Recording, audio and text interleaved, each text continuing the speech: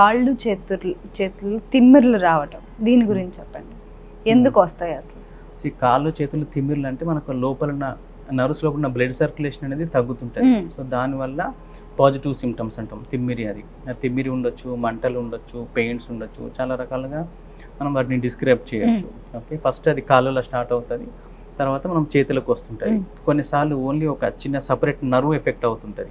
ఇప్పుడు చేతికి nerve effect అయింది అనుకోండి, ఓన్లీ ఈ భాగం మాత్రమే తిమ్మిరి ఉంటుంది. బట్ కాళ్ళు తర్వాత 2 కాళ్ళు సమానంగా, తర్వాత చేతులు సమానంగా వచ్చి దాన్ని పెరిఫెరల్ న్యూరోపతి అంటాం. ఓకే, దానికి చాలా రకాల కారణాలు ఉన్నాయి. ఎనీమియా వల్ల రావచ్చు, థైరాయిడ్ ప్రాబ్లం వల్ల రావచ్చు, కొన్ని వైటమిన్ డెఫిషియన్సీ నుంచి రావచ్చు. ఓకే, తర్వాత కొన్ని డ్రగ్స్ నుంచి రావచ్చు.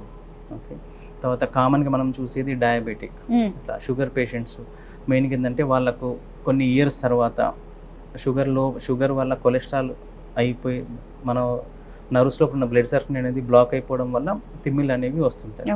కొంచెంమందికి ఎక్కువ ఆల్కహాల్ తీసుకున్నప్పుడు కూడా న్యూరోపతి వస్తుంటాయి. ఓకే, సో మనం కండిషన్ బట్టి, తీవ్రతను బట్టి ఫస్ట్ మనకు దేని నుంచి వస్తుందో కనుక్కొని దాన్ని ట్రీట్ చేస్తూ, తర్వాత తిమ్మిళ్ళు తగ్గడానికి సిమ్టమాటిక్ కొన్ని మెడికేషన్స్ ఉంటాయి, అవి యూజ్ చేస్తాం. సో వీటి వల్ల మనం తగ్గించవచ్చు. ఎందుకంటే అది స్లోగా స్టార్ట్ అయిపోయి తర్వాత పెరుగుతూ ఉంటుంది. ఎంత సివియర్గా పెరుగుతుంది అంటే కొన్నిసార్లు సెన్సేషనే తెలియదు, వాళ్ళు ఏదైనా పుచ్చుకొని బ్లీడింగ్ అవుతున్నా కూడా తెలియదు. లేట్ స్టేజెస్లో అలా ఉంటుంది.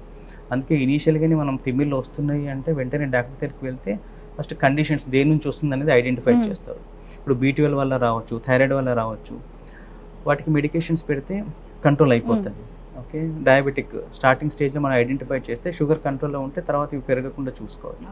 అట్లా సో మనం కండిషన్ బట్టి ఐడెంటిఫై చేసి పెరగకుండా దానికి మెడికేషన్స్ దేని నుంచి వచ్చిందో కంట్రోల్ చేస్తూ దీనికి సపరేట్గా సిమ్టమాటిక్ మెడికేషన్స్ పెడితే పెరగకుండా చూసుకోవచ్చు. ఓకే, అలానే ఇప్పుడు కొంతమంది ఇలా కూర్చున్నారు అనుకోండి, కొంతసేపు కదలకుండా అలా కూర్చున్నప్పుడు కూడా కాళ్ళు తిమ్మిర్లు రావటం, పట్టేయటం, అది మనం ఏంటంటే ప్రెషర్ ప్యాలసీ అంటాం. సో ఇప్పుడు ఏంటంటే నర్వ్స్ ఇలా ఇక్కడ నుంచి ఇలా వెళ్తుంటే ఇట్లా కూర్చున్నాం అనుకోండి, ఆ నర్వ్ అనేది ప్రెస్ అవుతుంటుంది, దీనికి మధ్య ప్రెస్ అవుతుంటుంది. సో ప్రెస్ అయినప్పుడు స్పాంటేనియస్గా ఇంపల్సెస్ అనేవి వస్తుంటాయి అట్లా. సో మనం దాన్ని ప్రెషర్ ప్యాలసీ అంటాం.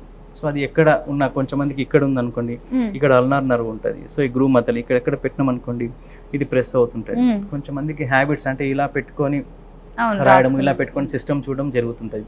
సో అక్కడ ఏంటంటే ఈ నర్వ్ అనేది చాలా రోజులు ప్రెషర్ అప్లై చేసే కొద్దీ ఆ నర్వ్ అనేది కొంచెం థిక్ అయిపోతుంది, అంటే కొంచెం వాపు వస్తుంది. ఆ వాపు వచ్చినప్పుడు మనకి ఏదైనా తగిలినా కానీ, ఏదైనా టచ్ అంటే ఏదైనా జస్ట్ ఇట్లా ప్రెషర్ ఎక్కువ అప్లై చేసినా కానివ్వండి, దానివల్ల సడన్గా ఇంపల్సెస్ అనేవి వస్తాయి. సో దాని నుంచి ఆ లోకల్ మనం ఏరియా అంతా కూడా తిమ్మిరి వస్తుంటుంది. సో జనరల్గా ఇది ఓన్లీ స్పెసిఫిక్గా ఒక పార్ట్కే వస్తుంటుంది. ఇప్పుడు కొంచెం మంది ఇట్లా కాలు ఇట్లా మీద పెట్టుకొని ఇట్లా కూర్చుంటారు. సో ఈ నర్వ్ అనేది ప్రెస్ అయిపోతుంటుంది, ఈ నర్వ్ ఇక్కడ వరకు సప్లై చేస్తుంది. ఇంకా ఎక్కువ ప్రెషర్ వచ్చింది అనుకోండి, పాదం ఇలా కిందికి కూడా పడిపోయే ఛాన్సెస్ ఉంటుంది.